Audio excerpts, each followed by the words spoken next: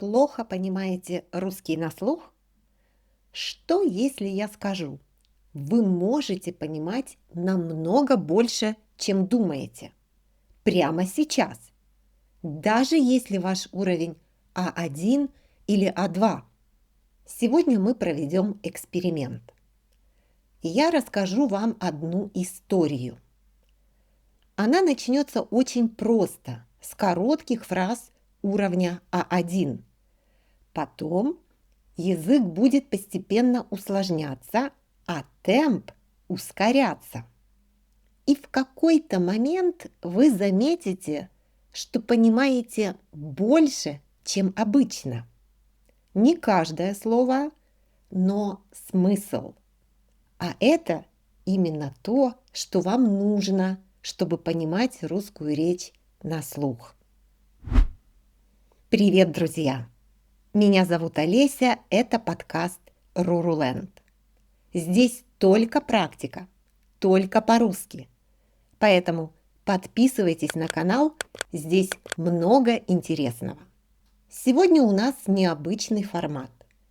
Но перед тем, как мы начнем, послушайте 3 важные вещи.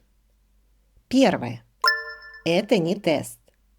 Это тренировка. Вы не должны понять каждое слово. Ваша задача – понять общий смысл. Второе.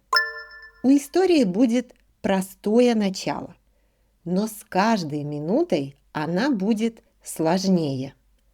Конец истории будет уже на уровне носителя языка. Скорее всего, вы поймете смысл на уровне, который немного выше вашего. Это нормально. Так работает контекст. Третье и самое важное.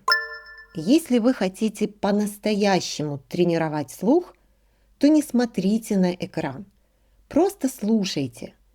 Потом вы сможете вернуться к началу истории, включить субтитры и проверить себя. Ну что, готовы?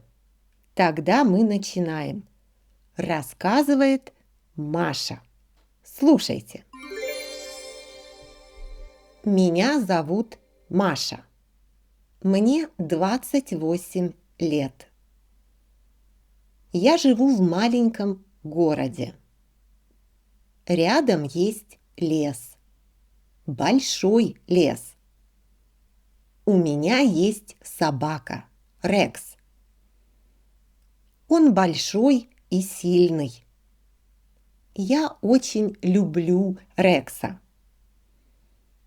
Мы гуляем каждый день. Но один раз наша прогулка была особенная. Однажды летом мы пошли в лес. Было утро. Погода была очень хорошая. Солнце, тепло, небо голубое. Я шла по лесной дороге, а Рекс бегал рядом по траве. Рекс очень любит играть с мячом. Я бросаю мяч, он приносит. Я бросаю еще раз, он опять приносит. В тот день мы гуляли долго. Мне было хорошо.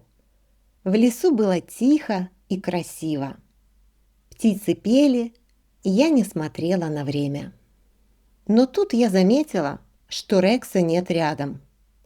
Он убежал куда-то в сторону от дороги. Я пошла за ним. Звала его, но он не возвращался. Я шла все дальше и уже начала волноваться. Наконец я увидела его и вздохнула. Ну, слава Богу. Но потом я огляделась и поняла, что дороги больше не вижу.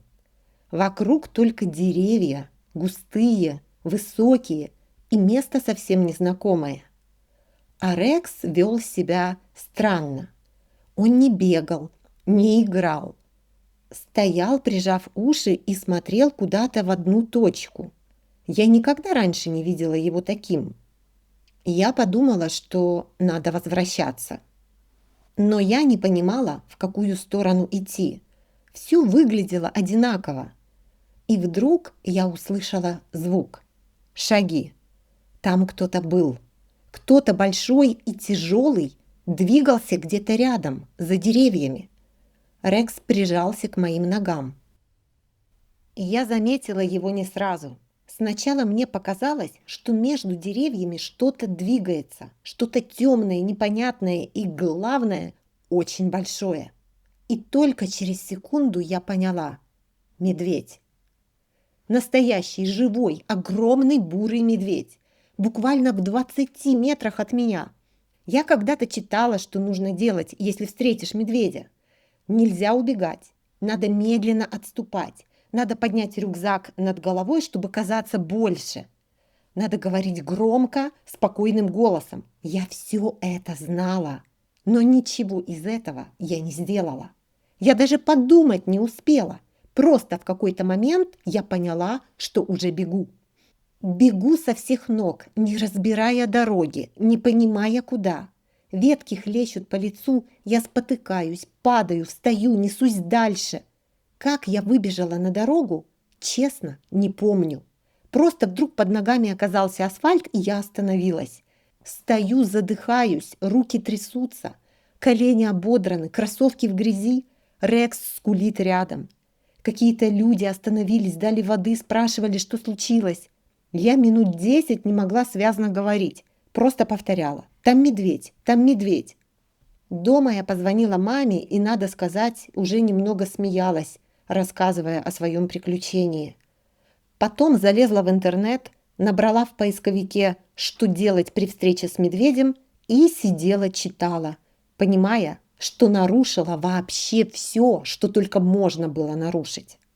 А самое смешное – это Рекс.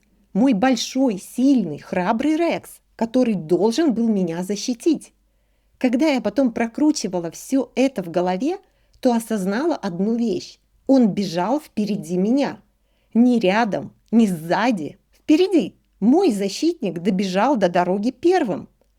С тех пор я рассказываю эту историю всем подряд. Друзьям, коллегам, соседям, случайным знакомым в очереди. И каждый раз, когда я ее рассказываю, медведь немножко подрастает.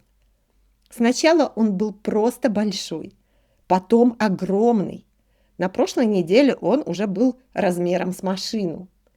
Я по-прежнему гуляю с Рексом каждый день, но в лес ни за что. Вот и все. Как вам эксперимент? До какого уровня вы дошли? А1, А2, Б1 выше? Обязательно напишите в комментариях. Вы молодец, скажите другим об этом. А теперь вернитесь к началу истории, кликните тайм-код под видео, послушайте еще раз и прочитайте русский текст на экране. Вы увидите, что поняли на слух, а что нет. Если нужно, включите субтитры на вашем языке. А я жду вас здесь. Я скажу еще кое-что важное. Итак, вы проверили себя. Что дает эта техника? Первое. Вы учите новые слова. И делаете это очень просто и естественно, с помощью контекста. Вы даже не замечаете, что поняли слово, которое не знали раньше. Второе. Вы тренируете навык понимать смысл, даже если не знаете все слова. Это ключевой навык для разговора и понимания на слух. Третье. Только что вы убедились, вы можете понимать больше, чем думали. Это прекрасный мотивирующий опыт. Друзья, вам понравился этот формат? Напишите, пожалуйста. Если хотите тренировать русский не только здесь, приходите в мой Инстаграм. Там короткие тренировки каждый день. Ссылка под видео. А я скоро расскажу вам новую историю. Подписывайтесь на канал. Здесь только практика, только по-русски. До встречи!